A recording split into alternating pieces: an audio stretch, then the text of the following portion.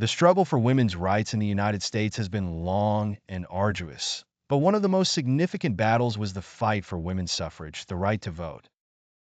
This movement, which lasted more than 70 years, changed the course of history and marked a major step toward gender equality in the U.S.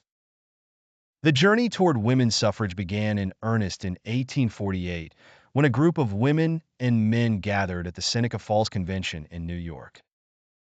This was the first women's rights convention in the United States, and it was organized by Elizabeth Cady Stanton and Lucretia Mott, two passionate activists. At the Seneca Falls Convention, Stanton delivered her groundbreaking speech, presenting the Declaration of Sentiments, which called for equal rights for women, including the right to vote. This document was modeled after the Declaration of Independence, but instead of listing the grievances of the American colonies against Britain, it listed the grievances of women against men. The idea of women voting was radical at the time, and many in the audience were hesitant to support it. However, the convention marked the birth of the American women's rights movement, and the idea of women's suffrage began to gain momentum. After Seneca Falls, the movement continued to grow, although it faced fierce resistance. Women like Susan B. Anthony, Lucy Stone, and Sojourner Truth became key figures in advocating for suffrage. They worked tirelessly, organizing conventions, giving speeches, and writing articles to raise awareness about women's disenfranchisement. However, for decades, their efforts were largely ignored or met with ridicule. In the mid-19th century, many Americans still believed that a woman's place was in the home, and that her involvement in politics was inappropriate.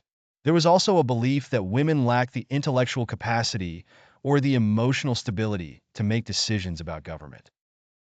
Despite these deeply ingrained societal views, suffragists continued to push for change.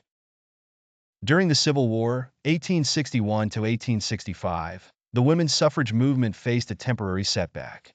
While many suffragists, including Susan B. Anthony, supported the Union cause, the focus shifted to the more pressing issue of slavery.